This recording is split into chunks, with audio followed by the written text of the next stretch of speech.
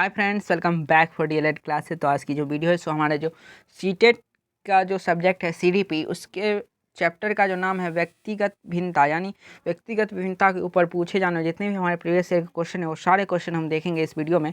तो हम हमारे साथ बने रहिएगा लास्ट तक।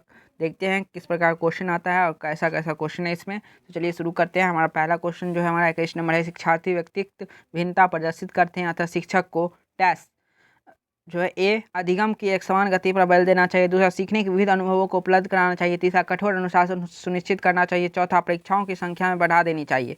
तो क्या करनी चाहिए जल्दी जल्दी बताइए। तो इसमें जो सबसे सुटेबल है, सबसे बेस्ट आंसर है वो दूसरा है, सीखने के विविध अनुभवों को उपलब्ध कराना चाहिए। 22 नंबर क्वेश्चन है, शैक्षणिक क्षेत्रों में निष्पादन के आधार पर शैक्षणिक क्षेत्रों में निष्पादन के स्तर को बढ़ाने का औचित्य स्थापन किस आधार पर किया जा सकता है।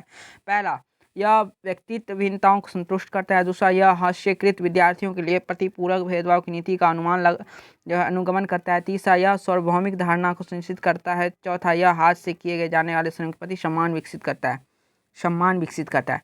तो शैक्षणिक क्षेत्रों में निष्पादन के आधार पर शैक्षणिक क्षेत्रों का निष्पादन के स्तर को बढ़ाने का उचित स्थापन किस आधार पर किया जा सकता है। तो इसका जो राइट आंसर है वो पहला ही है, जो यह व्यक्तित्व जो भिन्नताओं को संतुष्ट करता है।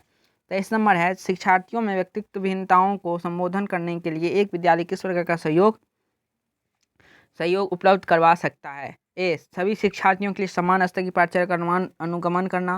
दूसरा, बाल केंद्रित पाठचर्या का पालन करना और शिक्षार्थियों को सीखने के अनेक अवसर उपलब्ध कराना। तीसरा, शिक्षार्थियों के व्यक्तित्व भिन्नताओं को समाप्त करने के लिए हर संभव उपाय करना। चौथा, धीमी गति सीखने के वाले शिक्षार्थियों को विशेष विद्यालयों में भेजना।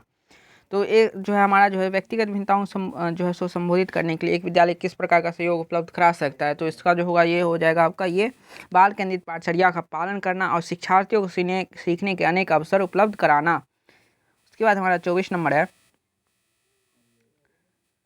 कक्षा में विद्यार्थियों के व्यक्तित्व विभेद ए लाभकारी नहीं है क्योंकि अध्यापिकाओं को वैविध्यपूर्ण कक्षा को नियंत्रित करने की आवश्यकता है। दूसरा, हानिकारक है क्योंकि इनसे विद्यार्थियों में परस्पर द्वंद्व उत्पन्न होते हैं। तीसरा, अनुपयुक्त है क्योंकि ये सर्वाधिक मंद विद्यार्थियों के स्तर तक पाठचर्या के स्थानांतरण की गति को कम करते हैं। चौथा, लाभकारी है क्योंकि ये विद्यार्थियों की संज्ञानात्मक संरचनाओं को खोजने के अध्यापिकाओं को प्रवृत्त करते हैं। कक्षा में विद्यार्थियों का व्यक्तिगत विभेद, एक बार जान लीजिए, ऐसे ऐसे क्वेश्चन में आपको जो आएंगे ना, तो आपको पॉजिटिव की तरफ देखना है। आपको उनको जो है ना सो एक बच्चों को जो है ना इस प्रकार से आपको घेरना नहीं है। उसमें आपको क्या प्रकार के देखना है, पॉजिटिव साइड देखना है, जिसमें बच्चा का भलाई हो वही आपको दृष्टिकोण रखना है इसमें। तो व्यक्तिगत भिन्नता को आपके क्या रूप में देखना है, एक आपका बोझ नहीं देखना है, एक बाधा नहीं देखना है, आपको एक संसाधन की तरफ देखना है। इसमें क्या हो जाएगा, चौथा हो जाएगा, लाभकारी है क्योंकि ये विद्यार्थी को संज्ञानात्मक संरचना को खोजने के अध्यापकों को प्रवृत्त करते हैं। तो इसका क्या हो जाएगा, चौथा हो जाएगा, राइट आंसर हो जाएगा।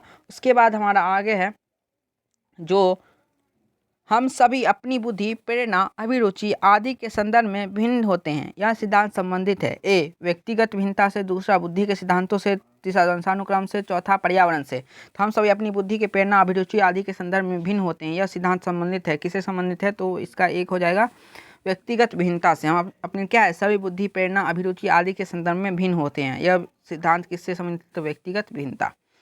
26 नंबर है, शिक्षार्थियों को अधिगमकर्ताओं की व्यक्तिगत भिन्नताओं के संदर्भ में शिक्षा को चाहिए ए निगुणात्मक पद्धति के आधार पर समस्या का समाधान करना। दूसरा, गलन विधि एल्गोरिथम का अधिकतर प्रयोग करना। तीसरा, वाद करने के लिए शिक्षार्थियों को तथ्य उपलब्ध कराना। चौथा, विविध प्रकार की अधिगम परिस्थितियों को उपलब्ध कराना। तो इसका जो राइट आंसर हो जाएगा ये हो जाएगा, विविध प्रकार के क्या है, अधिगम परिस्थितियों को जो है सो उपलब्ध कराना आपका राइट आंसर हो जाएगा। उसके बाद चलिए आगे देखते हैं जो क्या हमारा 27 नंबर है, जो अपनी कक्षा की व्यक्तिगत भिन्नताओं से निपटने के लिए शिक्षक को चाहिए कि ए बच्चों को उनके अंकों के आधार पर अलग कर उनको नामित करे। दूसरा, बच्चों से बातचीत करे और उनको दृष्टिकोण का महत्व दे।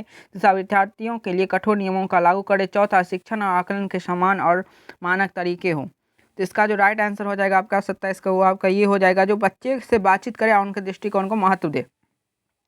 उसके बाद हमारा 28 नंबर क्वेश्चन है, निम्नलिखित में से कौन सा उदाहरण प्रभावशाली विद्यालय की प्रथा का है ए शारीरिक उदाहरण। दूसरा, व्यक्ति सापेक्ष अधिगम। तीसरा, प्रतियोगात्मक कक्षा। चौथा, निरंतर तुलनात्मक मूल्यांकन। तो इसका जो हो जाएगा राइट आंसर हो जाएगा आपका व्यक्तित्व सापेक्ष अधिगम। उसके बाद हमारा 29 नंबर क्वेश्चन है, ए उभयलिंगी व्यक्तित्व। ए पहला जो है, समाज में प्रचलित रूढ़िवादी लिंग भूमिकाओं का पालन करता है। दूसरा, स्त्री लक्षणों वाले पुरुषों को संदर्भित करता है, जैसा आमतौर पर माने गए पुरुषों और स्त्री गुणों को समायोजन होता है। चौथा है मैं दृढ़ और अहंकारी होने का आदत है।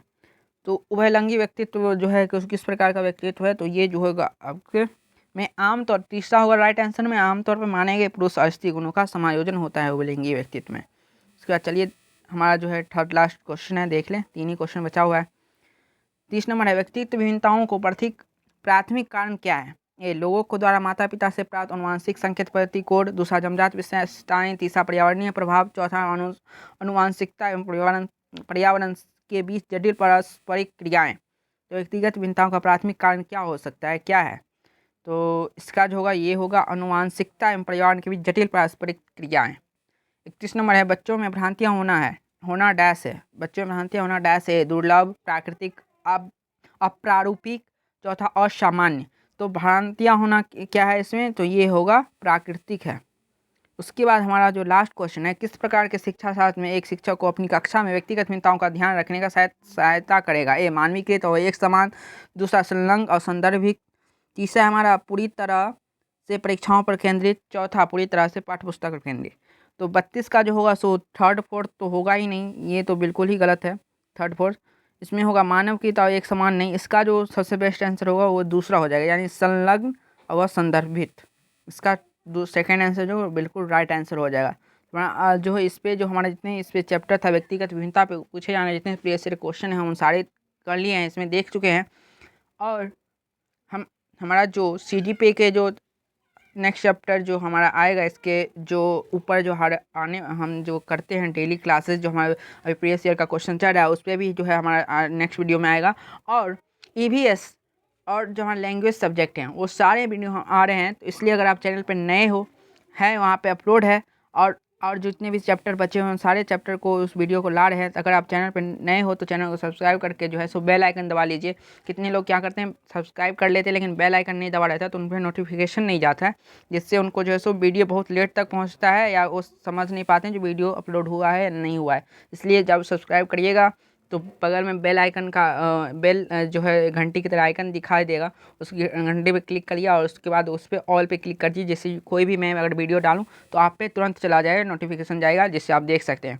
टाइम कम है इसलिए पढ़ाई करते रहिए, वीडियो को देखते रहिए और अपना जो है जितने प्रीवियस ईयर क्वेश्चन हैं वो अपने सारे डाउट क्लियर करिए।